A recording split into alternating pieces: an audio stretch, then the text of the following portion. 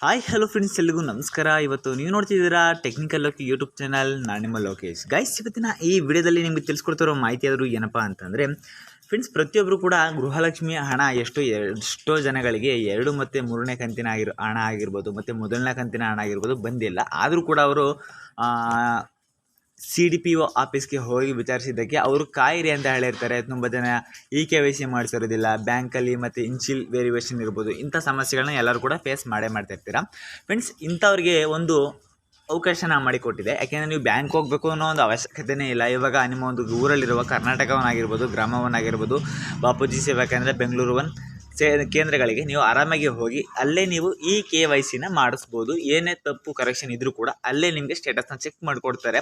ಅದು ನಿಮಗೆ with proof ಮುಖಾಂತರ ನಿಮಗೆ ತೋರಿಸ್ತೀನಿ. ನೋಡ್ತಾ ಇರ್ಬೋದು, ನೀವು ನೋಡ್ತಾ ಇದ್ದೀರಲ್ವಾ ಗೃಹಲಕ್ಷ್ಮಿ ಯೋಜನೆಯ KYC ನೋಡ್ತೀರಿ. ಇಲ್ಲಿ ಓದ್ತಾ ಹೋಗ್ತೀನಿ. ಗೃಹಲಕ್ಷ್ಮಿ ಯೋಜನೆ 2,000 ಪಡೆಯಲು KYC ಮರುಪರಿಶೀಲನೆ ಪ್ರಕ್ರಿಯೆ ಪ್ರಾರಂಭಗೊಂಡಿರುತ್ತದೆ.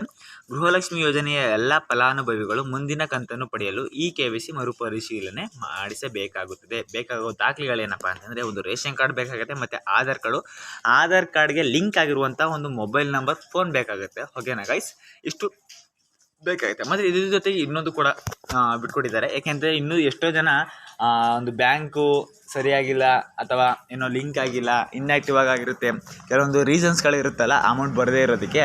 ಆ ಒಂದು ರೀಸನ್ಗೆ ಇನ್ನೂ ಕೂಡ ಯಾರು ಕೂಡ ಅರ್ಜಿನ ಸಲ್ಲಿಸದೇ ಇರೋರು ಕೂಡ ಇದ್ದಾರೆ. ಅವ್ರಿಗೆ ಮತ್ತೆ ಅವಕಾಶನ ಮಾಡಿಕೊಟ್ಟಿದ್ದಾರೆ. ಇದನ್ನು ಸದುಪಯೋಗ ಪಡಿಸ್ಕೊಳ್ಳಿ ಎಲ್ಲರೂ ಕೂಡ. ಗೃಹಲಕ್ಷ್ಮಿಗೆ ಮತ್ತೆ ನೀವು ಅರ್ಜಿನ ಸಲ್ಲಿಸೋದಕ್ಕೆ ಬಿಟ್ಟಿದ್ದಾರೆ.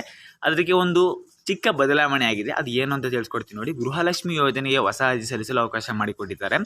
ಕುಟುಂಬದ ಮುಖ್ಯಸ್ಥರನ್ನು ಬದಲಿಸಿದ ಕಾರ್ಡ್ಗಳು, ಹೊಸ ಕಾರ್ಡ್ಗಳು ಹಾಗೂ ಇನ್ನಿತರ ಬದಲಾವಣೆ ಮಾಡಿಸಿದ ಹಾಗೂ ಗೃಹಲಕ್ಷ್ಮಿ ಯೋಜನೆಗೆ ಸಲ್ಲಿಸಿದ ಎಲ್ಲ ಕಾರ್ಡ್ಗಳು ಗೃಹಲಕ್ಷ್ಮಿಗೆ ಅರ್ಜಿ ಸಲ್ಲಿಸಬಹುದು ಎಂದು ಈ ಒಂದು ಸಣ್ಣ ಬದಲಾವಣೆಯನ್ನು ಮಾಡಲಾಗಿದೆ ಫ್ರೆಂಡ್ಸ್. ಇದಕ್ಕೂ ಕೂಡ ಹೊಸದಾಗಿ ಗೃಹಲಕ್ಷ್ಮಿಗೆ ಅರ್ಜಿನ ಸಲ್ಲಿಸೋದಕ್ಕೆ ಹೋಗ್ತಿದ್ದೀರಾ ಅಂತಂದರೆ ಬೇಕಾಗುವ ದಾಖಲೆಗಳು ಯಾವುದಪ್ಪ ಅಂತಂದರೆ ರೇಷನ್ ಕಾರ್ಡು, ಆಧಾರ್ ಕಾರ್ಡು ಮತ್ತು ಆಧಾರ್ ಕಾರ್ಡ್ಗೆ ಲಿಂಕ್ ಆಗಿರುವಂಥ ಒಂದು ಮೊಬೈಲ್ ಫೋನ್ ಬೇಕಾಗುತ್ತೆ ಮತ್ತು ಬ್ಯಾಂಕ್ ಪಾಸ್ಬುಕ್ ಬೇಕಾಗುತ್ತೆ. ಇಷ್ಟು ತಗೊಂಡು ಹೋದರೆ ನೀವು ಗೃಹಲಕ್ಷ್ಮಿಗೆ ಆರಾಮಾಗಿ ಅರ್ಜಿನ ಸಲ್ಲಿಸ್ಬೋದು ಅಂತ ಈ ಒಂದು ವಿಡಿಯೋ ಮುಖಾಂತರ ನಿಮಗೆ ಒಂದು ಚಿಕ್ಕ ವಿಡಿಯೋ ಮುಖಾಂತರ ನಿಮಗೆ ತಿಳಿಸ್ಕೊಡ್ತಾ ಇದ್ದೀನಿ ಫ್ರೆಂಡ್ಸ್. ಕಂಟೆಂಟ್ ಇಷ್ಟ ಆಗಿದೆ ಅಂತಂದರೆ ವಿಡಿಯೋನ ಈಗಲೇ ನೋಡುತ್ತಾ ಇರೋರು ಪ್ರತಿಯೊಬ್ಬರು ಕೂಡ ಸಬ್ಸ್ಕ್ರೈಬ್ ಮಾಡ್ಕೊಳ್ಳಿ. ಈ ವಿಡಿಯೋ ನೋಡಿದ್ರೆ ಇದ್ರೂ ಕೂಡ ನೀವು ಸಬ್ಸ್ಕ್ರೈಬ್ ಮಾಡಿಲ್ಲ, ಲೈಕ್ ಮಾಡಿಲ್ಲ ಅಂತಂದರೆ ಲೈಕ್ ಮಾಡಿ.